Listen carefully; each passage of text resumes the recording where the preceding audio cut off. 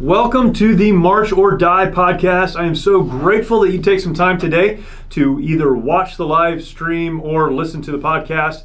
Maybe you have watched the live stream and now you're listening to the podcast. Whatever the case, thank you for joining the conversation. And as we begin, I'll start with a question, as I do every week. Here's the question. It's a very, very simple one.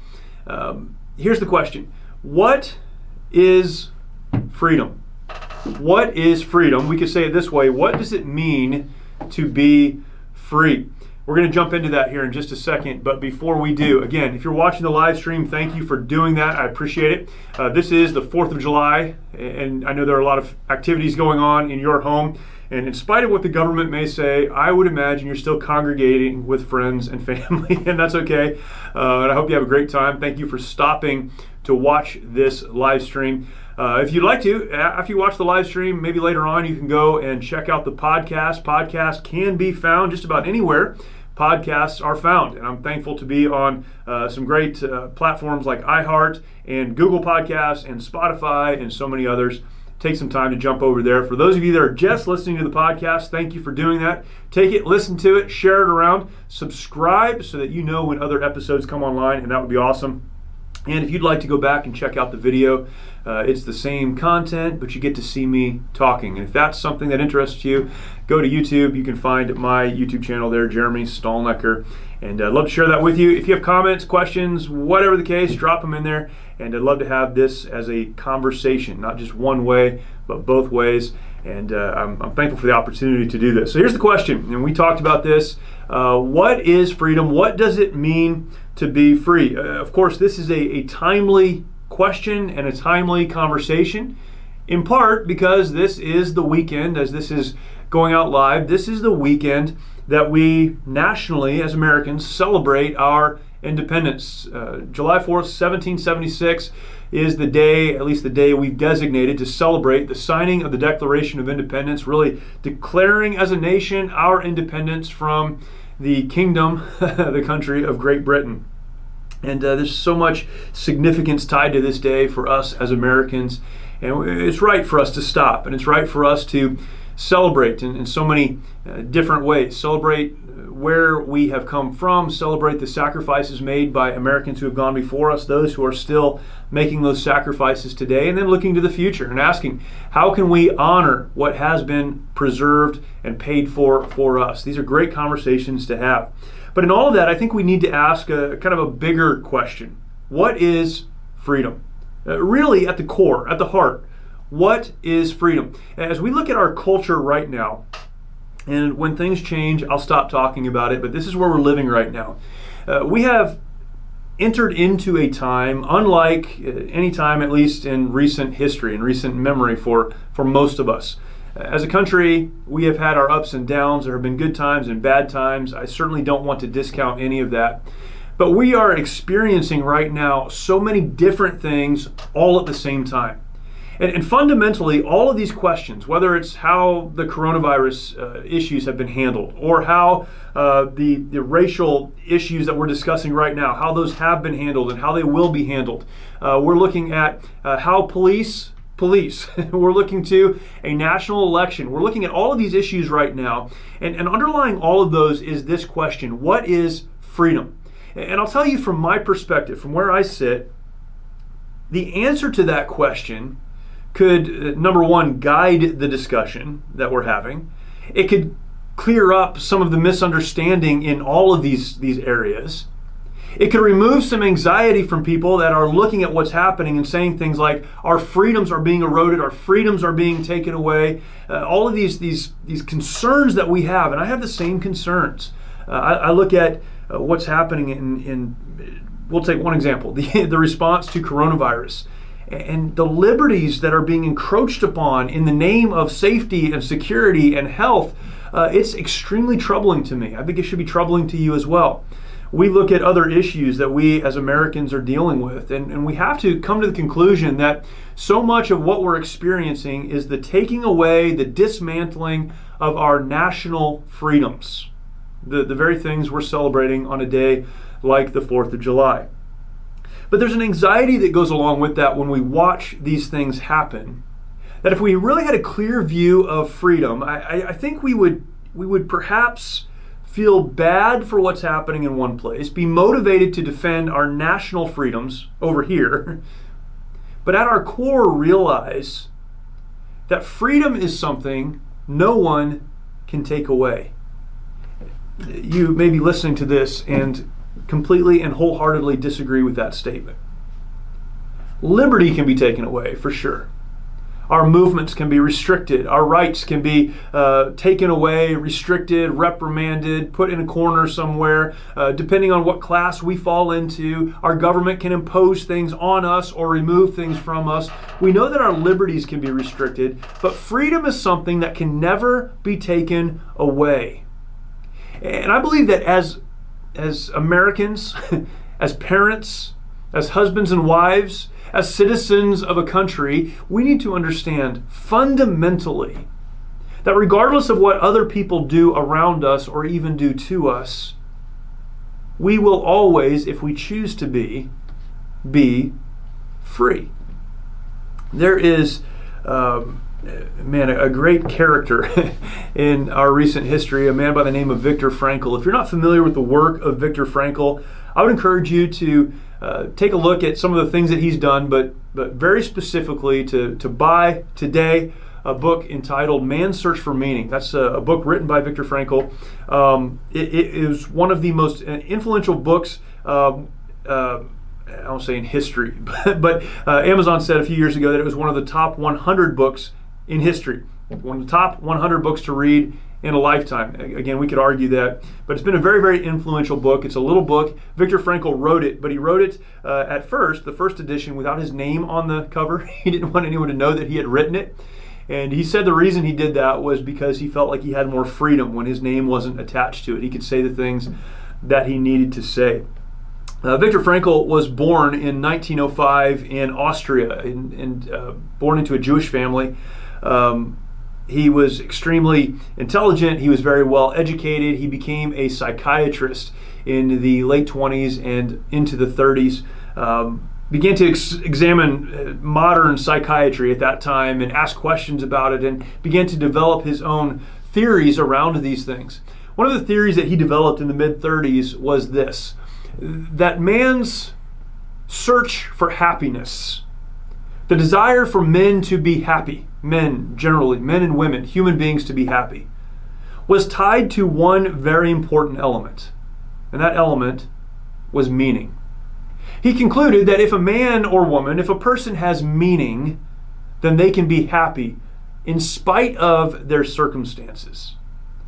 This book, again, from maybe a theological standpoint, what we believe about God and the world, we would not necessarily agree, myself and Viktor Frankl. But his underlying theory, his underlying belief that freedom is not something that can be taken away, that meaning is not something that can be taken away if we find it regardless of where we happen to be. He grew up in Austria-Hungary as a Jewish man. He would, because of his faith, be imprisoned in German concentration camps during World War II. He was married before he went into the concentration camps. He was, shortly after his marriage, separated from his wife who was pregnant. She would be killed along with their unborn child in a concentration camp. All of this happening to a man who had studied, up to that point in his life, the origin of happiness. Remember, he concluded that happiness was something that came through meaning, and as he entered into a concentration camp, he began to do a study in his own mind and read the book. It's incredible. He talks about how he was developing a manuscript in his mind. He didn't have anything to write on or write with, but he was developing a manuscript in his mind for what would become Man's Search for Meaning, that book. He observed in the concentration camps over the course of his time there, 4.5 years, how some folks would do very well in that environment. It was a difficult environment. He describes the work parties, and he describes the terrible living conditions and the lack of food and the attempted escapes and the murders and the abuse. He describes all of those things. If you want just an inside look at what the concentration camp life was like, it's a great book just for that simple purpose. He describes it so clearly. He talks about some of his friends and some of the people he got to know and the conversations that were had. He's analyzing all of these things, and he watches as some people do very, very well. In spite of that difficult circumstance, they seem to flourish. They make good decisions. They are relatively healthy. They have good relationships, even in confinement. They figure it out. He looks at other people who, because of the circumstance, because of the treatment, they do very, very poorly. And he talks about in one part of the book how many of the folks who die in the concentration camp don't die because of how they were treated or because of a lack of proper nutrition, but because they just give up. Man, fascinating. In all of that, his idea, his belief, his theory that happiness can be found in spite of your circumstances, if only you have an aspect of meaning or purpose in your life. His theory that he went into the concentration camps with was confirmed in his own mind as he observed people in the worst of human conditions, thriving on one hand and dying on the other. The premise of this podcast and this show is this, that anytime we find ourselves in life in a battle that we did not expect, we only have one of two choices. We can decide to march, or we can stay where we are and die.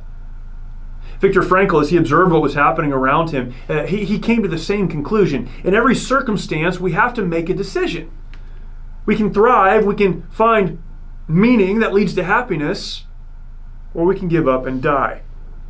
This statement is made in his book. Listen to this carefully. Everything can be taken from a man but one thing. Remember who's saying this.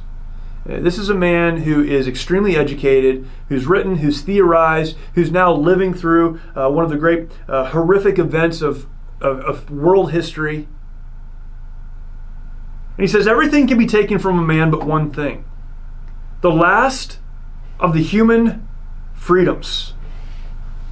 To choose one's attitude in any given set of circumstances. To choose one's own way. Think about that statement for just a second. Everything can be taken away. As he writes and talks about life in the concentration camp, he describes when he first got to the concentration camp. These men and women were moved to these various concentration camps with nothing but the clothes on their back and the things that were in their pockets, and how as they were processed in, all of those things were taken. They were stripped naked. Everything was taken away. His freedom then was taken away. His ability to choose was then taken away. Everything was taken away except for that one thing, he says, which is the ability to choose. He makes this statement, I love this statement, between stimulus and response, there is space. In that space is our power to choose our response. In our response lies our growth and our freedom. I'll say that one more time, it's so important. Between stimulus and response, there is a space. You get it. But he's saying there's what happens, and then there's how we respond to what happens. But between those two events, what happens and how we respond, there's space.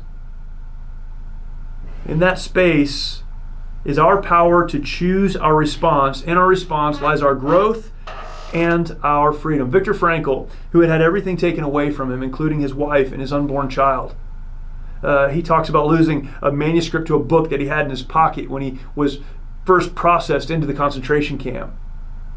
He lost everything. And on the other side of it, looking back, he said, you know the one thing they can't take away? Your ability to choose. And because they cannot take away your ability to choose how you'll respond, what you'll do, they, being the oppressors, cannot remove your freedom. Now I understand that there's a difference between liberty and freedom. I think in a lot of ways, though, we right now are focusing on the wrong thing. We're saying the government is doing this, the government is restricting that, this is happening, that's happening, this other thing's happening. And please hear me. I believe that standing for individual liberties, standing for the freedoms that we've enjoyed as Americans and that so many other Americans have paid with their own lives to protect, I believe those are valuable things to do. I believe it's right. But I refuse to fall into a pit of despair, if you will, to lose all hope as I see those liberties taken away by a government, when I realize that fundamentally that is in me. There is a freedom that cannot be taken away, and that is my freedom to decide how I'll respond to what's happening around me. I see a couple of things, and I hope these will be a help to you. The first thing I consider when I look at this is the truth that freedom is not given to us by governments. Go back to the Declaration of Independence. The signers of the Declaration were not saying that we want to have freedom given to us by government. That's not what they were saying. What they were saying instead was that we don't want the government to get in the way of us exercising the freedom that was given to us by God. They said that we were endowed with certain inalienable rights by our Creator. That is, God gave us rights as human beings that are inalienable. They cannot be taken away. What were those things? They enumerated them. They spoke them. They said it's life. Life is given by God, not the government. It's liberty. That's the ability to exercise the life that God has given, to live out, if you will, the life that God intends for us to live. And the pursuit of happiness, that is to pursue the thing that gives us inner joy. Happiness is not so much of what we associate with happiness today. Happiness is a joy in knowing that I'm doing what I was placed on this earth to do. Get a hold of that. So much of the anxiety you're struggling with right now will go away in the midst of this great fight of a generation.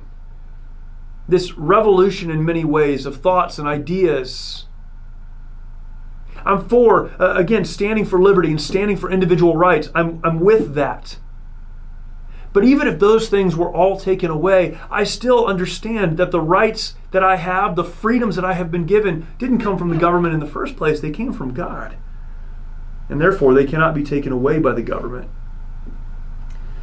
The second thing I think is important for us to do is to define freedom. My dad defined this for me when I was very, very young. He used to say this: freedom is simply being able to do what is right. Freedom is being able to do what is right. It's to live unencumbered. It means that you're not tied to anything or don't have anything tied to you that would prevent you from doing what you were uniquely created to do. You see, sometimes we think that freedom is doing whatever I want to do. That's not freedom. Freedom is having the ability to do what I was uniquely created to do. Freedom is looking at the life given to me by my Creator, that inalienable right, life. And it's understanding I was created to do this. I was put on the earth to do this thing.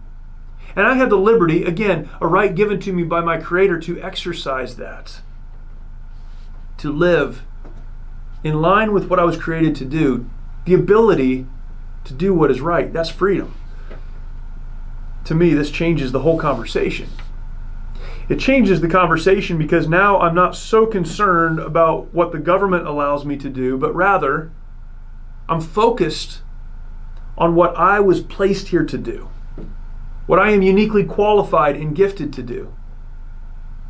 I'm a husband and a father. I'm a friend. I do various things in my life. I have various roles in my life. And when I realize that freedom is the ability to do what I was placed here to do, then I can focus on those roles, those things, and do that.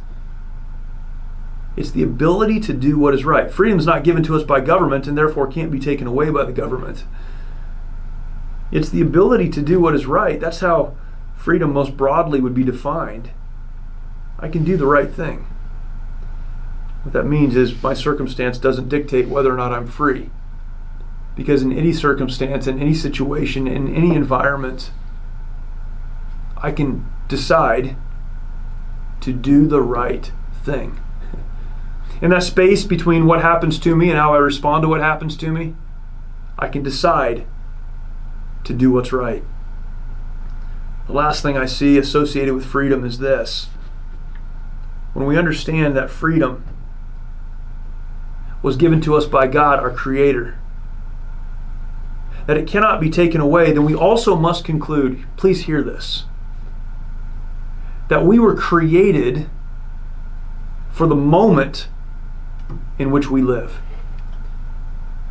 We were created for the moment in which we live. I come to the 4th of July. I don't know if it's part of how I was raised or what I used to do in my past on the 4th of July, whatever, I don't know. But for some reason I get very nostalgic on the 4th of July. Nostalgic, by the way, for times that I didn't live through. Sometimes on the 4th of July, I think about what America was and the freedoms and the liberties that Americans have had. I think fondly to a time in which I didn't live. I think fondly to events that I didn't live through. I get very nostalgic.